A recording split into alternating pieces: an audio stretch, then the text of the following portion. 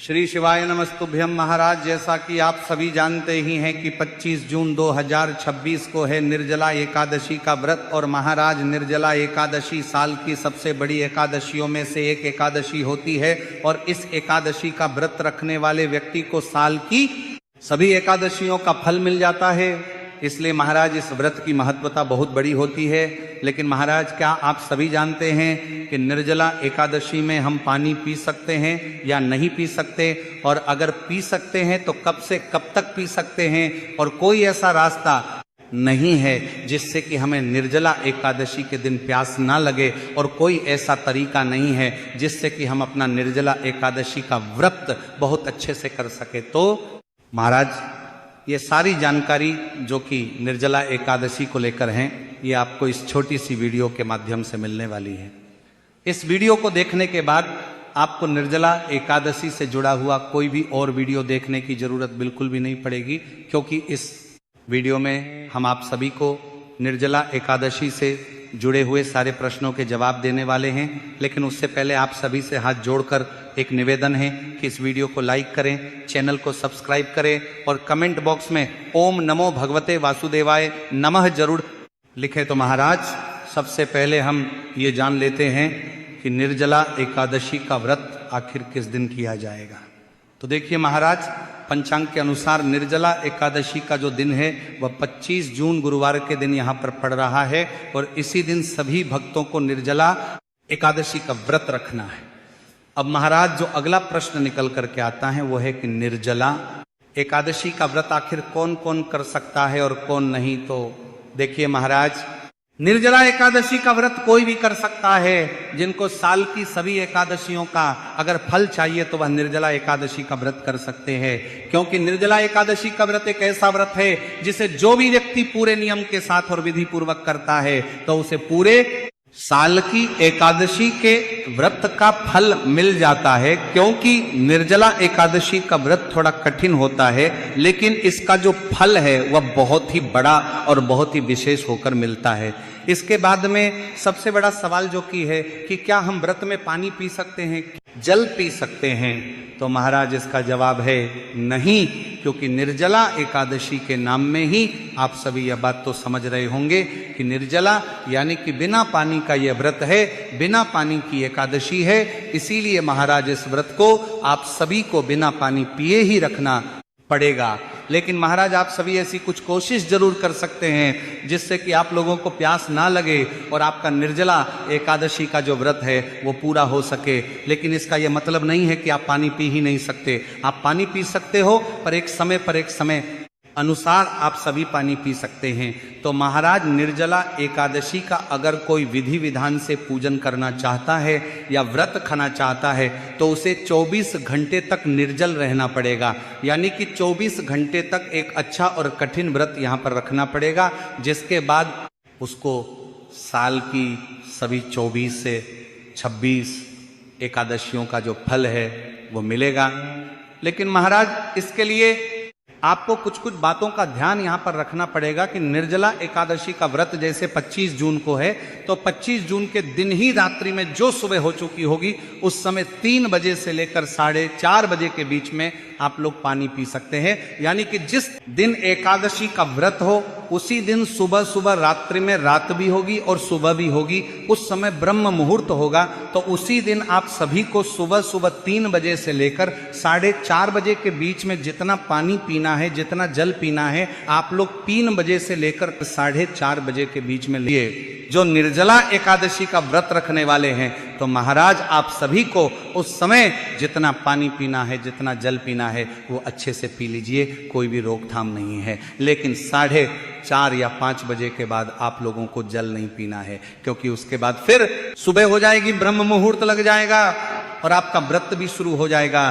तो महाराज, 3 बजे से 4:30 बजे के बीच में आप लोग जल पी लेना और इसके बाद फिर आप अपना व्रत करना शुरू करना। अब महाराज, इसके बाद में बहुत सारे लोगों का एक और प्रश्न रहता है कि क्या हम दिन भर में कभी भी जल नहीं पी सकते?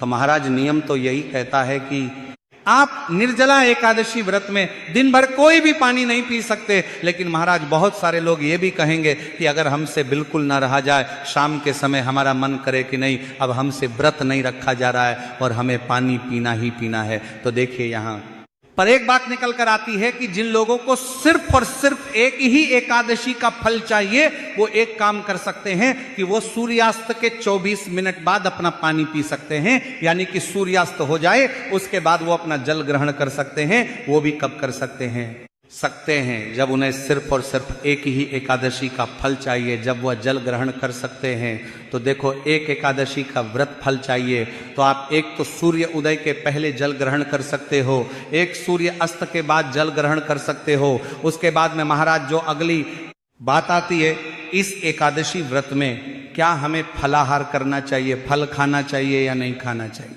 तो देखो यहाँ पर भी फिर वही बात निकल कर आती है कि अगर आप लोग फलाहार करते हो, फल खाते हो, देखो पानी तो हर चीज में मिला होता है, और निर्जला का मतलब क्या होता है कि आपके मुख में पानी नहीं जाना चाहिए।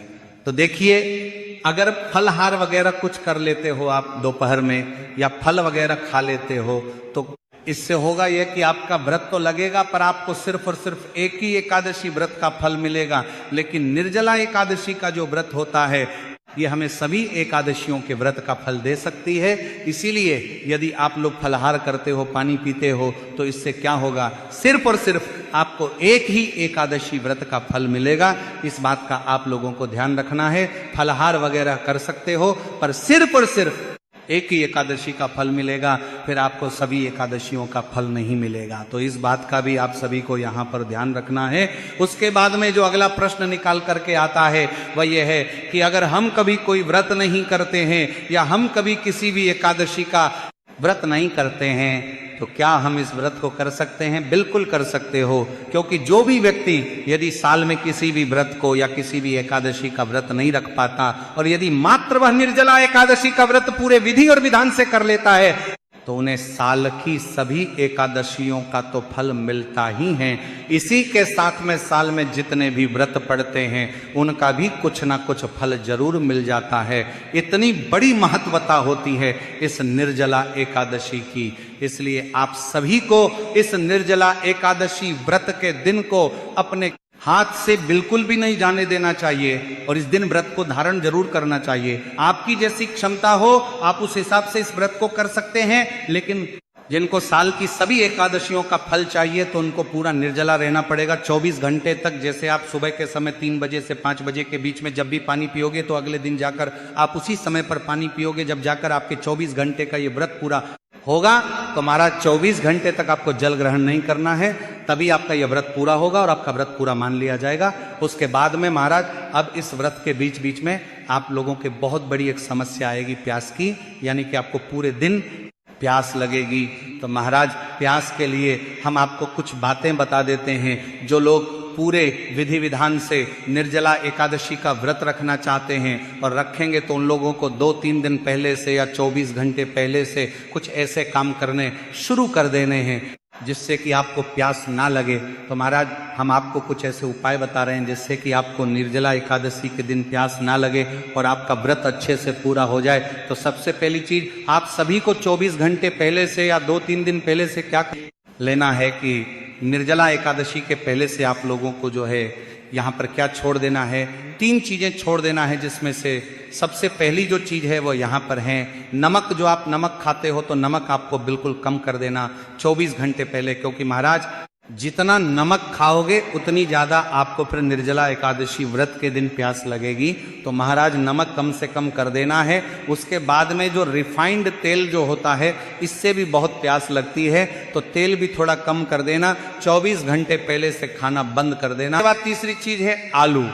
तो आलू को भी आप सभी खाना बंद कर देना अगर आप लोग पूर्ण रूप से विधि विधान से व्रत रखना चाहते हो, क्योंकि आलू से भी यहाँ पर हमें प्यास लगती है। तो इस बात का आप सभी को ध्यान रखना है कि इन तीनों चीजों को अगर आप लोग 24 घंटे पहले से छोड़ दोगे तो आपकी प्यास में आपको बहुत आराम मिलेगा, आपको ज्यादा प्यास नहीं लगेगी और आप अपना व्रत जो है अच्छे से यहाँ पर कर पाओगे।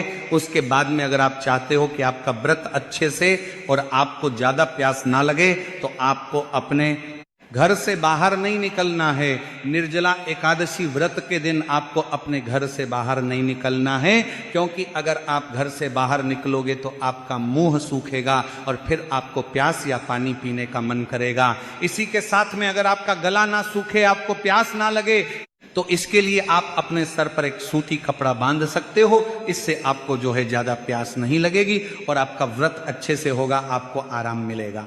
उसके बाद में महाराज, अगर आपको ऐसा लगता है आपके व्रत में आपको पूरे विधि विधान से व्रत कर रहे हो, 24 घंटे के लिए आप निर्जला एकादशी का व्रत रखे हुए हो और आपको ऐसा लग रहा है कि अब तो गला सूख रहा है, कुछ ना कुछ ऐसे मन में बहुत बेचैनी सी हो रही है, तो उस समय पर एक तरीका है, जिस तरीके को अगर आप लोग कर लेते हो तो आपका व्रत खंडित नहीं होगा, आपका व्रत पूरा जरूर होगा और आपको व्रत का फल भी जरूर मिलेगा। तो इस समय पर आपको करना है, अपने ही घर के मंदिर में जाना है, शुद्ध जल लेकर जाना है और बैठ जाना है। बैठने के बाद अपने सीधे हाथ की अंजनी में, यानी कि हथेली में, अंजनी में थोड़ा सा जल लेना है और थोड़ा सा जल लेने के बाद भगवान के सामने बैठकर भगवान के नाम की कोई स्तुति आपको करना है, पूरी एक स्तुति कर लेना है। स्तुति करने के बाद ये जो जल आपने अपने सीधे हाथ के अंजनी में लिया है, इसका आपको आचमन कर लेना है। इस आचमन को जब आप करोगे तो इससे आपका व्रत खंडित नहीं होगा,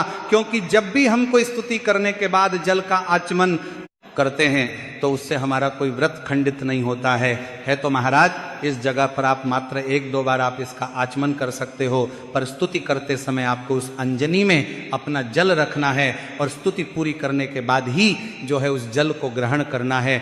तो इस तरीके से आप 1-2 बार वो जल को अंजलि में लेकर ग्रहण कर सकते हो स्तुति करने के बाद में। तो ये एक तरीका हो गया। उसके बाद में भक्तों, जो दूसरा तरीका है कि अगर आपको ऐसा लगे कि नहीं, आप तो बिल्कुल प्यास से रहा ही नहीं जा रहा है, बिल्कुल में बहुत बेचैनी हो रही है और प्यास से नहीं रहा जा रहा है, होठ बिल्कुल सूख चुके हैं, तो उस जगह पर आप लोगों को एक सूती कपड़ा लेना है। निर्जला एकादशी व्रत के दिन एक सूती कपड़ा लेना है। उस सूती कपड़े को पानी में भिगो लेना है। पानी में भिगोने के बाद उस सूती कपड़े को अपने होठों पर लगा लेना है, मात्र होठों पर लगाना है। आपका जल आपके मुख के अंदर नहीं जाना चाहिए। तो जो सूती कपड़ा है उसको पानी में भिगोकर अपने दोनों ऊपर नीचे के होठों पर आप लोगों को लगा लेना है, जिससे कि आपको आपके होठों पर आराम मिलेगा और आपकी प्यास भी थोड़ी जो है वो कम हो जाएगी। तो इस बात का आप लोगों को ध्यान रखना है।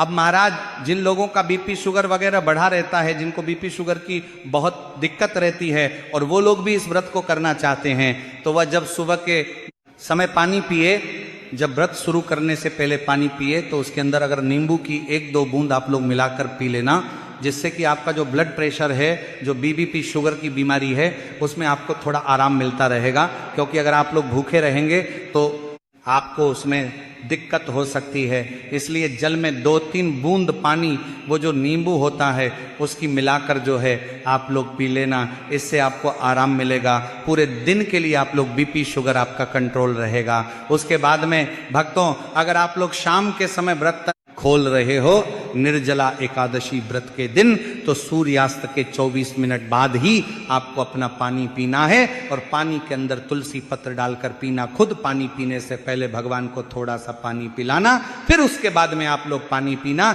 इससे आपको सिर्फ एक एकादशी का व्रत का फल मिलेगा। और अगर आप लोगों ने पूरी एकादशी विधि विधान से इसका पूरा व्रत कर लिया और जो हमने आपको तरीके बताए, उस तरीके से भी अगर आप लोगों ने अपना निर्जला एकादशी का व्रत पूरा कर लिया 24 घंटे के लिए, तो आपको साल की सभी एकादशियों के व्रत का फल मिल जाएगा। इस एकादशी का बहुत ही बड़ा और विशेष महत्व होता है। तो हमने आपको ये सारे तरीके बता दिए हैं, जिन तरीकों से आप लोग अपना निर्जला एकादशी का व्रत पूरा और सफल कर सकते हो। अब आपके ऊपर है कि आप किस तरीके से इस पूरे निर्जला एकादशी का व्रत कर रहे हो। आपकी जितनी क्षमता हो आप उस तरीके से निर्जला एकादशी का व्रत करना। बाकी इस व्रत का जो फल है वो हमें बहुत ही जल्दी और बहुत बड़ा होकर मिलता है। साल की सभी एकादशी का फल बहुत ही बड़ा होता है। और भक्तों, जो लोग पहले से एकादशी का व्रत करते आ रहे हैं, हर एकादशी का व्रत करते हैं, और वो लोग निर्जला एकादशी का अगर व्रत करें तो उन्हें साल की सभी एकादशी का व्रत का जो फल है वो एकदम से मिल जाता है। इतना बड़ा महत्व होता है इस व्रत का। तो महाराज इस तरीके से आपको पूरा निर्जला एकादशी का व्रत रखना है। आप अपने अनुसार व्रत को चुन सकते हैं कि आपको दिन भर पानी पीना है या नहीं पीना है। आपकी जितनी क्षमता हो आप उस हिसाब से व्रत रख सकते हैं और निर्जल एकादशी व्रत का फल ले सकते हैं। हमने आपको सारी बातें बता दी हैं। यदि जानकारी उचित लगी हो तो वीडियो को लाइक और चैनल को सब्सक्राइब जरूर करें। धन्यवाद।